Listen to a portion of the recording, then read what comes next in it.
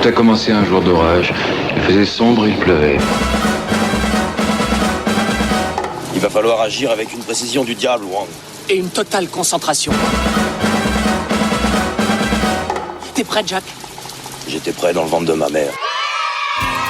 Bienvenue à la fête, camarades! C'est l'heure de faire jouer ma tête cracheuse de plomb. Alors il va falloir faire vite. Vite, vite. Attends, sois pas si pressé. Rien de génial à proposer? Si, allez encore plus vite! Mais j'y avais pas pensé. Que tout le monde s'arrête! Vos règles commencent à m'ennuyer sérieusement.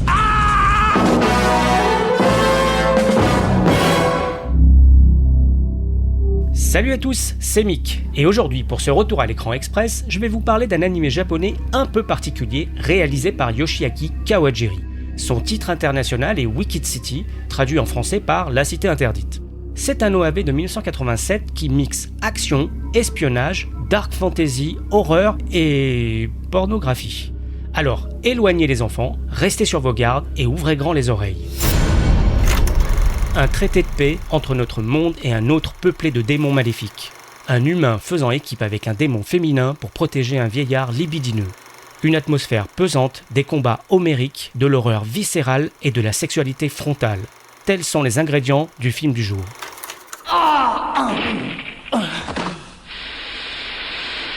Tuez-le.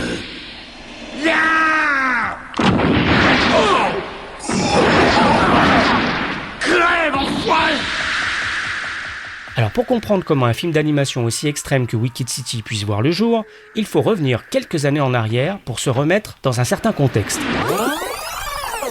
Au début des années 80, l'animation japonaise se porte aussi bien au cinéma qu'à la télévision. Au cinéma, si l'animation est plus complexe et la qualité technique supérieure, les budgets sont également plus conséquents.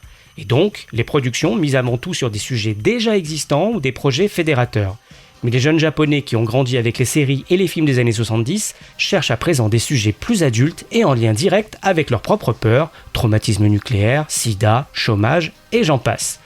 Et tout cela se cristallise durant l'année 1983 pour plusieurs raisons. Tout d'abord, c'est le 7 mai 1983 que l'excellent Golgo 13 sort dans les salles japonaises. Ce long métrage, un des premiers à mélanger animation traditionnelle et infographie, est mis en image par Osamu Dezaki, le réalisateur de la série Cobra et Rémi sans famille. Golgo 13. Kill him.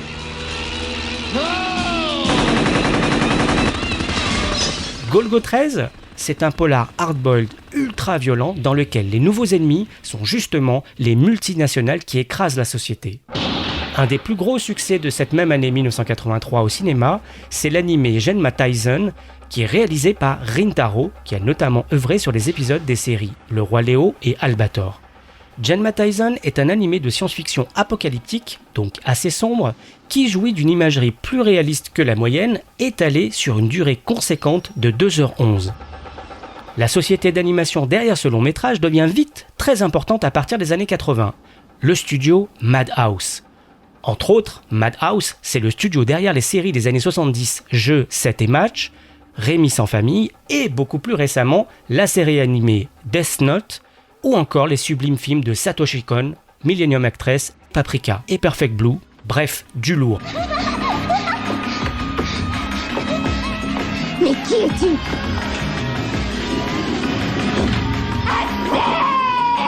Le studio Madhouse est fondé au début des années 70 par un petit groupe d'animateurs suite à la faillite de Mushi Productions, le studio d'Osamu Tezuka, un des pères de l'animation japonaise avec des séries comme Le Roi Léo et Astro le Petit Robot par exemple.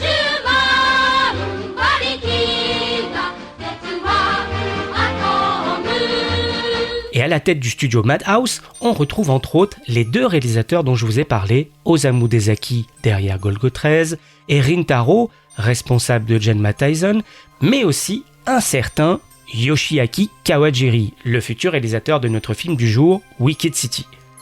Kawajiri est un passionné de dessin qui intègre en 1968 le fameux studio Mushi Productions, la compagnie d'Osamu Tezuka, dont il est un grand admirateur. Il a 18 ans et commence comme intervalliste sur la série Dororo qui mélange récits historiques et fantastiques. Il rencontre alors Rintaro, qui a presque 10 ans de plus, et devient une sorte de mentor. Kawajiri fait ses débuts comme animateur sur le film d'Osamu Tezuka, Kureopatora, Cléopâtre, issu de la trilogie Animerama, des films d'animation pour adultes gentiment érotiques.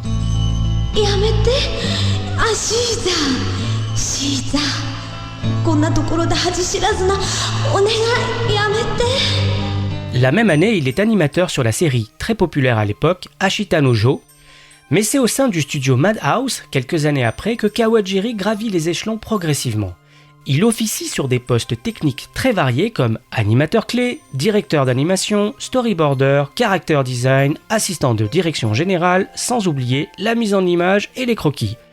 Son bagage technique et sa grande maîtrise rassurent autant qu'elle impressionne ses collaborateurs et sa connaissance des différentes facettes de l'animation va rapidement être un atout pour lui.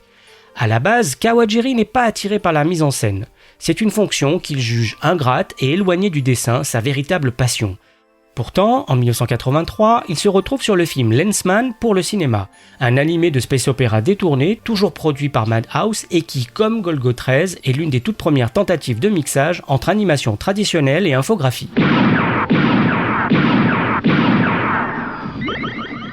Il démarre ce projet en tant que storyboarder et character designer, puis il officie en tant qu'animateur clé et enfin il devient progressivement co-réalisateur, un peu à contre-cœur.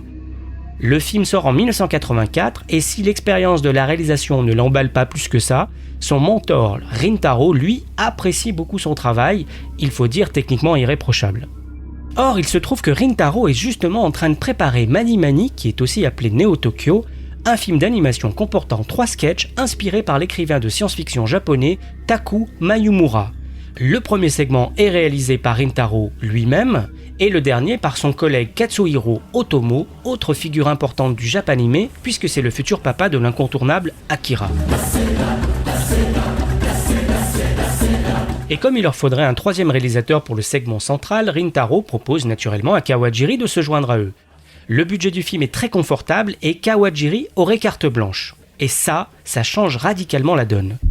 Kawajiri comprend alors qu'avant de penser la réalisation en termes techniques, ce qu'il faisait habituellement, il faut développer une vision, un univers, puis essayer de les retranscrire plus précisément en s'appuyant sur les outils du cinéma.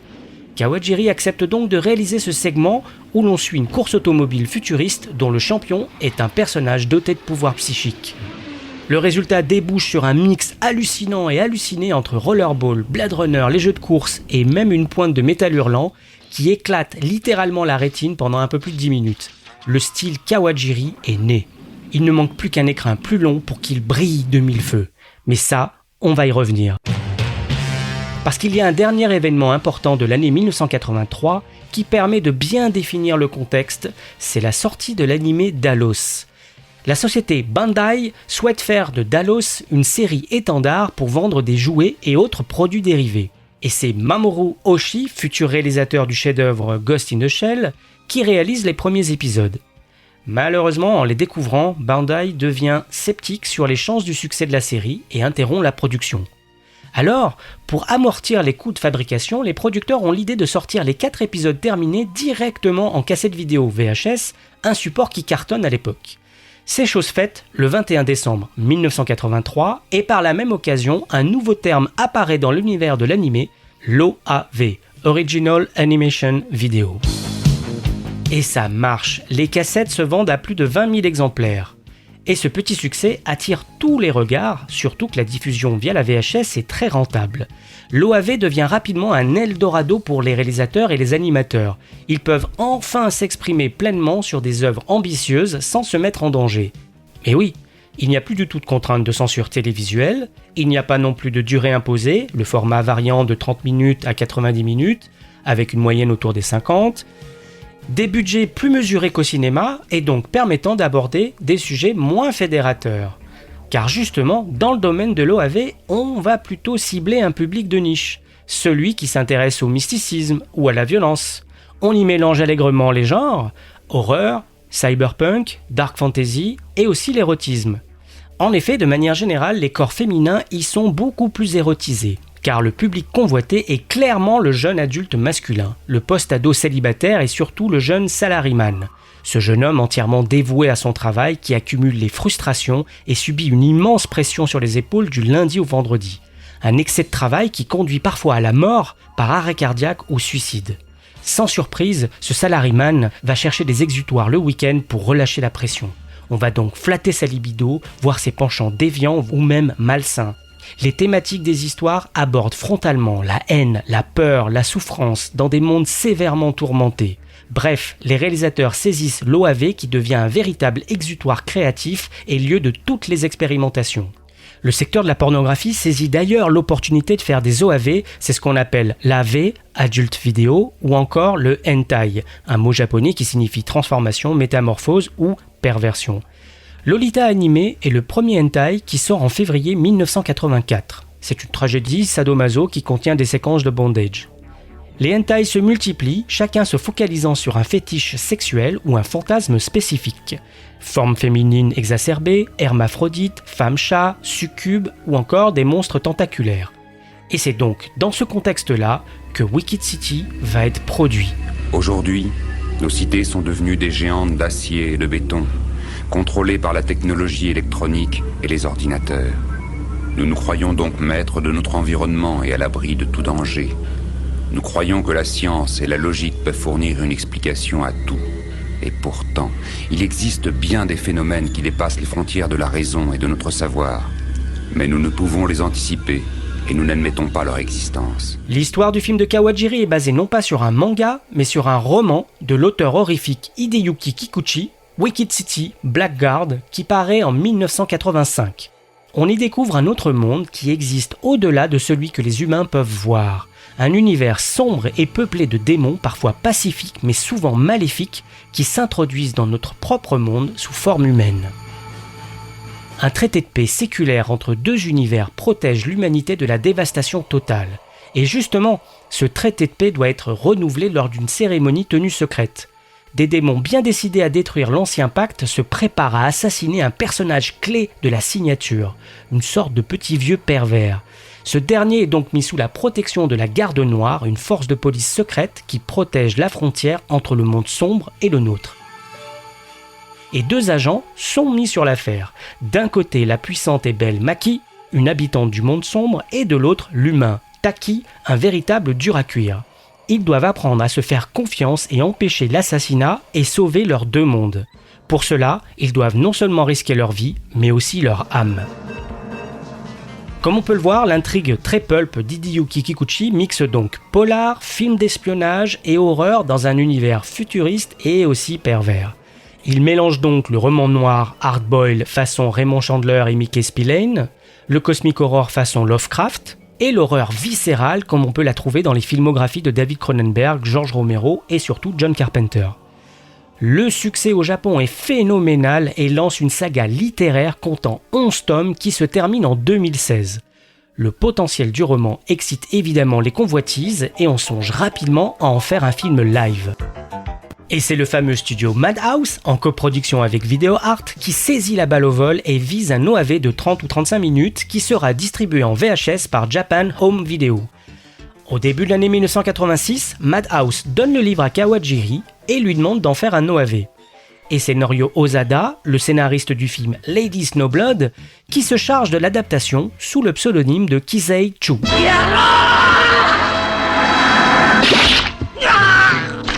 Ensemble, ils recentrent les enjeux et font le tri entre les nombreux rebondissements du livre pour en faire un récit épuré. Kawajiri a une liberté totale, à condition évidemment de répondre au cahier des charges qui implique d'y aller à fond dans les représentations explicites de la violence et du sexe. C'est la véritable raison d'être du film. Le travail commence alors. Pour la recherche des lieux, Kawajiri rencontre le directeur artistique Kazuo Oga, dont il admire le travail préparatoire effectué sur Mon voisin Totoro. Oui, le gentil film de Miyazaki. Ils organisent des repérages autour de Shinjuku et Marunouchi à Tokyo, car c'est une zone où se trouvent plein d'hôtels. Ils prennent des photos des buildings, des vitrines, des néons. Ils arpentent également le quartier de Kazumi-Gazeki, l'arrondissement de Shibuya et surtout l'aéroport de Narita qui sert de référence pour une séquence clé du film. Les décors sont choisis pour être plutôt fonctionnels et ne détournant pas le regard du spectateur. Par ailleurs, Kawajiri apporte un soin particulier à l'ambiance et à l'esthétique cauchemardesque. Pour alourdir l'atmosphère, la ville est par exemple toujours montrée de nuit. Et les quelques séquences en journée se déroulent en intérieur et encore, la lumière du jour est filtrée à travers les persiennes. L'éclairage dramatise systématiquement les visages des faciès souvent émaciés dont les rides, les plis sont creusés par des ombres portées. Et au niveau des couleurs, il y a une prédominance du bleu. D'une part, le bleu est la couleur préférée de Kawajiri, mais aussi cela lui permet de créer une atmosphère mystérieuse et un peu froide. Selon lui, le bleu confère une tension très forte lorsqu'il est combiné à du noir. Selon une légende, ce fameux bleu qui enveloppe tout serait dû à une erreur de manipulation. Les animateurs cherchaient à mettre un filtre bleu par-dessus certains celluloïdes, mais malheureusement pendant l'exposition, il y a eu une erreur au laboratoire. Le bleu réagit beaucoup plus vite que prévu, et de cette erreur serait née cette signature visuelle. Enfin, les femmes du film viennent souvent de l'autre monde. Il s'agit de femmes démons, objets de désir ultime, mais aussi sadiques. C'est pourquoi leur design est très particulier. Elles doivent être belles, mais différentes et mystérieuses.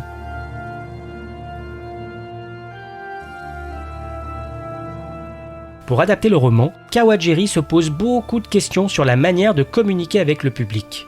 Comment impliquer le spectateur? Comment le river à son écran? Comment l'amuser? Comment le séduire? Il en parle d'ailleurs dans une interview. J'essaye autant que possible de ne pas montrer toute l'action. Tout montrer d'un monstre ou le corps complet d'une femme nue, ça n'est pas intéressant. Alors comment faire pour styliser tout ça?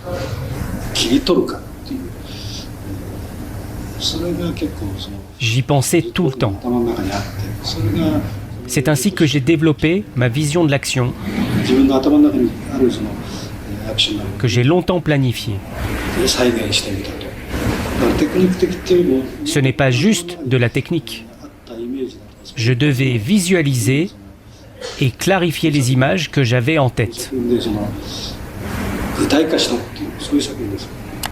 Kawajiri effectue alors un storyboard minutieux qui s'avère très très proche de l'animation finale. Au travers d'une mise en scène plutôt sèche, il met en valeur aussi bien la tension psychologique que l'action. Au niveau du découpage et du montage, il alterne scènes lentes et rapides pour créer une dynamique rythmique maximale et ainsi toujours conserver l'attention du public.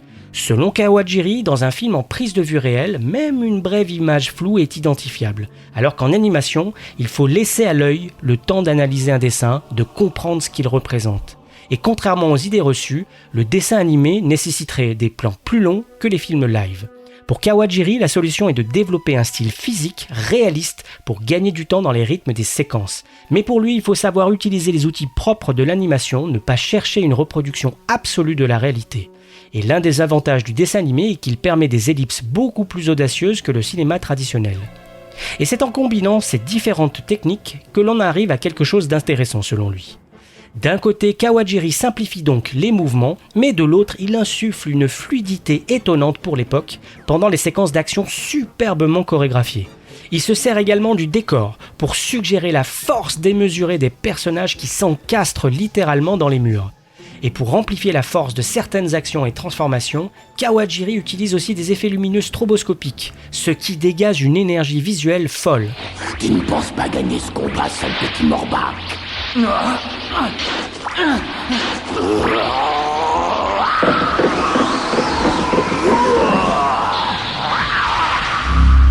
Alors qu'il en est presque à la moitié du film, Kawajiri projette le résultat à Japan Home Video et aux producteurs, notamment la séquence de l'aéroport qui, à ce moment-là, ouvre le film. On découvre Taki, un personnage à la croisée de Clark Kent, James Bond et Mike Hammer. Sur le tarmac, il affronte plusieurs hommes qui se métamorphosent dans une explosion de chair et d'os. Les corps éclatent, sont démembrés et se transforment. Ces démons maléfiques commencent à prendre le dessus lorsque Taki est sauvé in extremis par la belle Maki, venue du monde obscur et au pouvoir redoutable. Putain de monstre!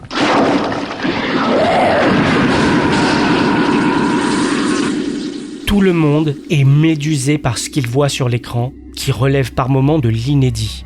On demande à Kawajiri s'il peut en faire un long métrage de 80 minutes pour le cinéma. Au début, c'est un coup dur pour Kawajiri, mais comme il aime ce projet, il accepte. Car avec une durée plus longue, il peut se permettre d'aller encore plus loin dans les visions insensées de monstruosités tentaculaires et libidineuses.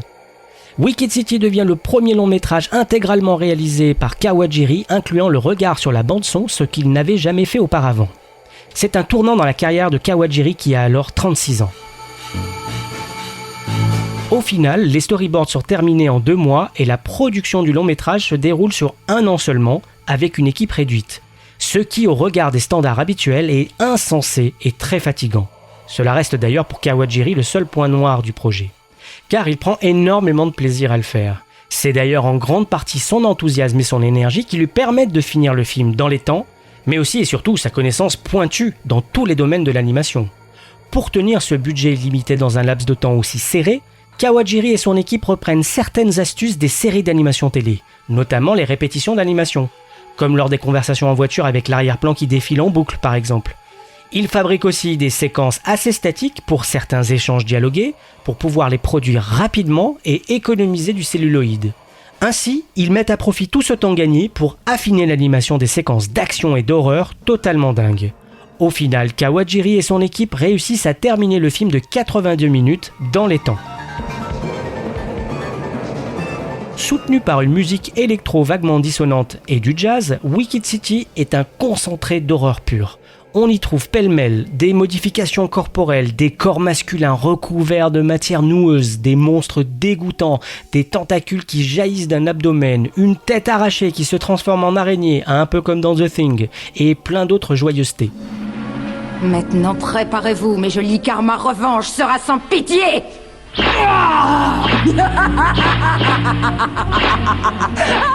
Le film sort dans les salles japonaises le 19 avril 1987. La qualité technique et le caractère hors norme du film lui font dépasser les frontières. Et c'est comme ça que quelques années plus tard, 2 versions doublées en anglais, une censurée et l'autre uncut, se propagent un peu partout dans le monde et assurent le culte autour du film. When desire turns deadly, there's no place to hide. Wicked City. Étrangement, Kawajiri ne rencontre Kikuchi, l'auteur du roman original, qu'une fois le film terminé. Tout comme Kawajiri, Kikuchi est très content du résultat. Les 2 hommes se rendent vite compte qu'ils ont des goûts créatifs très similaires et qu'ils aiment les mêmes animés. Après Wicked City, ensemble ils enchaînent directement sur une adaptation d'un autre roman fantastique de Kikuchi, Demon City Shinjuku, et puis en 2000, ils collaborent à nouveau sur une nouvelle adaptation animée de Vampire Hunter D, sous-titrée Bloodlust. Mais Kawajiri travaille aussi seul sur d'autres projets, notamment en 1993 sur ce qui est sans doute son chef-d'œuvre Ninja Scroll. Notons aussi qu'il participe au film à sketch Animatrix, issu de l'univers étendu de Matrix, sur le segment Programme. Pour l'anecdote, en 1992, une adaptation en live chinoise de Wicked City devait être réalisée par le grand Tsui Hark, dont Max vous a déjà parlé à propos de The Blade dans l'épisode 7 de Retour à l'écran express. Tout est lié, on vous dit. Mais l'élaboration étant compliquée, Tsui Hark a cédé sa place à Peter Mack, nettement moins doué.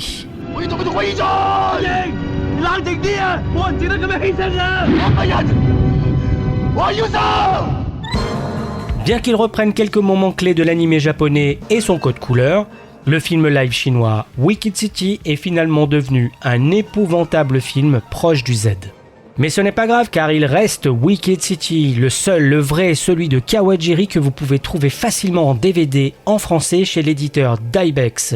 Mais aussi, pour les anglophones, en DVD Blu-ray anglais avec quelques bonus. Et pour info, si vous cherchez bien, vous pouvez également le trouver disponible en intégralité sur Tooyoub, en français, en anglais et en japonais. Je vous conseille vivement de le regarder en version originale, voire en anglais, car la version française, comme vous l'entendez, tire le film vers le bas. Et enfin, les romans originaux, quant à eux, n'ont jamais été traduits en français, mais sont facilement trouvables dans la langue de Shakespeare. Oui, on va rigoler, Pamputatis.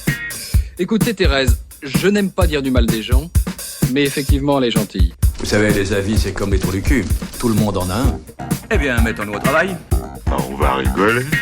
Alors comme beaucoup de gens de ma génération, j'ai été bercé par les animés japonais. Goldorak, Albator, Cobra, Capitaine Flamme, Judo Boy, Candy, Rémi sans famille, Heidi, Dragon Ball, Ken le survivant. Et puis évidemment, il y a eu le choc Akira au tournant des années 90, et bien plus tard la découverte des Miyazaki et autres Ghost in the Shell. Mais au début des années 90, j'ai découvert Orotsuki Dochi par l'entremise d'un camarade des Beaux-Arts sur une VHS pirate anglaise.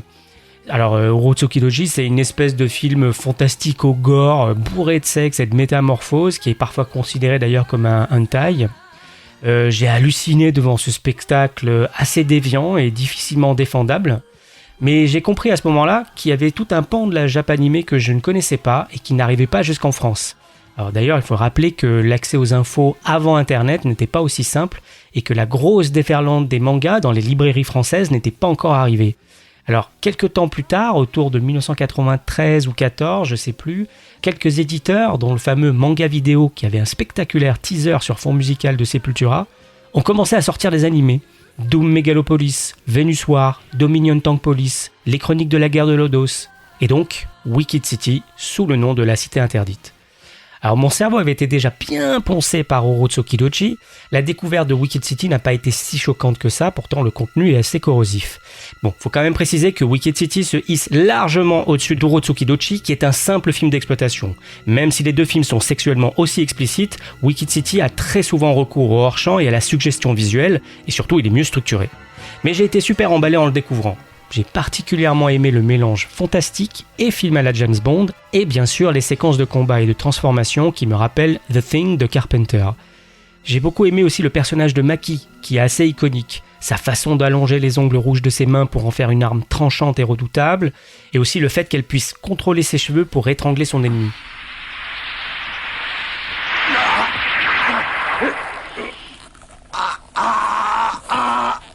Tu avais tort, Jean. Mon amour est à conquérir, pas à prendre. Tu es morte. J'ai adoré cette atmosphère minimaliste où les éléments sont cachés dans l'ombre, par la brume, comme à l'aéroport.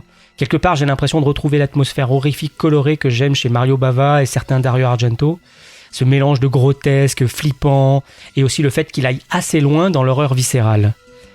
D'ailleurs, la séquence d'introduction est inoubliable. Le héros Taki fait l'amour à une femme, et soudain, elle se transforme en femme araignée. Ses membres s'étirent anormalement, des dents sortent de son vagin, et elle tente de piéger Taki et ses attributs. Qu'est-ce que... Il est trop tard pour poser des questions. Tu aurais dû le faire bien avant. Et ça ne sert à rien de lutter, tu entends? Ça ne sert strictement à rien. À ta place, je me détendrai. Et je me laisserai aller. Alors c'est une séquence qui correspond sans doute à une peur masculine profondément enfouie, mais qui a beaucoup compté dans la renommée du film par la suite, je pense. Alors je n'avais pas visionné le film depuis au moins 15 ans, donc je l'ai revu pour préparer ce podcast. Alors j'aime toujours l'univers, je trouve toujours que certaines séquences sont assez dantesques, mais j'avoue que j'ai été parfois un peu gêné devant le film. Il faut le dire, au premier degré, les personnages féminins sont quand même assez maltraités. Niveau objectification sexuelle, c'est open bar. Je pense qu'on peut même sentir une forme de misogynie que la VF, très très grasse, souligne beaucoup plus que la version anglaise d'ailleurs. Alors même s'il y a des démons hommes, on sent bien que c'est la femme démon qui est un piège mortel. Je pense à la femme araignée du début, ou alors à cette autre femme dont le corps entier devient un vagin géant, ou encore celle dont le corps se liquéfie sur l'homme à qui elle fait l'amour afin de l'emprisonner. Et puis il y a cette insistance très malsaine dans les sévices corporels que subit Maki 3 fois dans le film, et d'ailleurs 2 agressions qui n'étaient pas dans le livre ont été rajoutées à la demande des producteurs, mais c'est quand même un point que je trouve difficilement défendable. Mais bon, comme je l'ai expliqué plus tôt, cet aspect découle du cahier des charges de ce projet à destination du salaryman de base, à qui on doit flatter ses bas instincts. On va pas se mentir, ce fond peut paraître encore plus choquant aujourd'hui qu'en 1987, et j'ai justement failli mettre ce film de côté pour ces raisons. Pourtant, si on réfléchit bien, même si le film verse dans ces zones, cahier des charges oblige, on peut aussi lire le film d'une autre manière. L'idée centrale du film, c'est l'homme face aux puissances souterraines qui le dépassent. D'accord, mais de quelle puissance on parle ? À bien y regarder, le film il insiste sur une ville moderne, vide, froide, où les hommes et les femmes ont bien du mal à communiquer.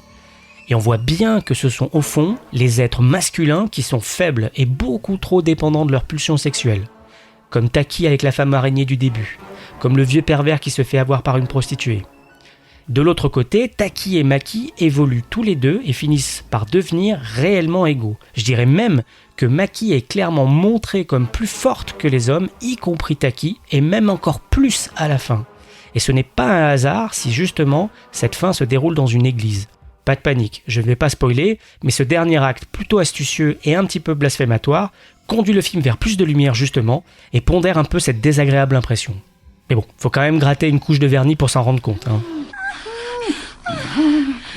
N'arrête pas encore, vas-y encore. C'est encore mieux que je ne pensais. Ça fait si longtemps que j'attendais ça. Ça me fait plaisir de voir à quel point tu t'éclates, papy. Oh, moi aussi, je m'amuse. Bon, maintenant, tourne-toi sur le dos. Oh, je ferai tout ce que tu me demandes. Oh là là, mais tu tiens une sacrée forme pour ton âge, tu sais. Oui, je suis aussi très expérimenté. Tu as quel âge exactement? Oh, ça fait longtemps que je traîne dans ce monde. Je ne peux pas te dire exactement, mais ça doit faire plus de 200 ans. Vous l'aurez compris, Wicked City est un film aussi fun que corrosif, au contenu délicat à ne surtout pas mettre entre toutes les mains. C'est d'ailleurs pour ça qu'une mise en contexte plus longue que d'habitude me paraissait importante. En tout cas, la virtuosité et le style singulier de Kawajiri explosent dans le film. Son univers mélange l'humain avec le surhumain, le physique avec le mental et l'organique avec le technologique. Mais le tout dans une forme accessible. D'ailleurs, lors d'une interview pour le magazine français HK, disparu aujourd'hui, il déclare « Les films qui savent satisfaire le plus grand nombre m'attirent toujours. C'est un plaisir basique, comme de boire une bière assis à une terrasse. Rien de plus, rien de moins. Qu'y aurait-il de honteux à vouloir servir une bière bien fraîche au public ? J'essaye moi-même de réaliser des films que je rêve de voir. C'est ma plus grande motivation. »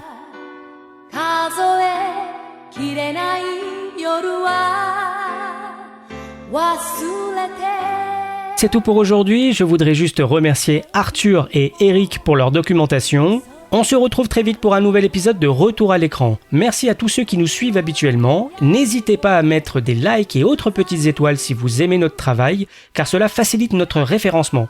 Vous pouvez retrouver tous nos épisodes précédents et les prochains sur notre site retouralécran.fr. Mais vous pouvez aussi nous trouver sur YouTube, Spotify, Deezer, Ocha, Google Podcast, Apple Podcast, Amazon Music, Buzzsprout et sur les réseaux sociaux Facebook, Twitter, Instagram. Voilà, c'était Mick avec Wicked City de Yoshiaki Kawajiri. A ciao, bonsoir. Si je devais résumer ma vie aujourd'hui avec vous, je dirais que c'est d'abord des rencontres. C'est vrai que je ne vis que pour le cinéma. Pour être aimé, il faut être aimable. Vous voulez un chocolat? C'était pas ma guerre. Back and full force. Quelle est votre devise? Je m'appelle Bond. James Bond. Vous délirez totalement là. C'est ça qui permet de voyager à travers le temps. La vie a plus d'imagination que nous. J'espère que je ne vous apprends rien. Vous êtes un mélancolique. Mélancolique, mon cul.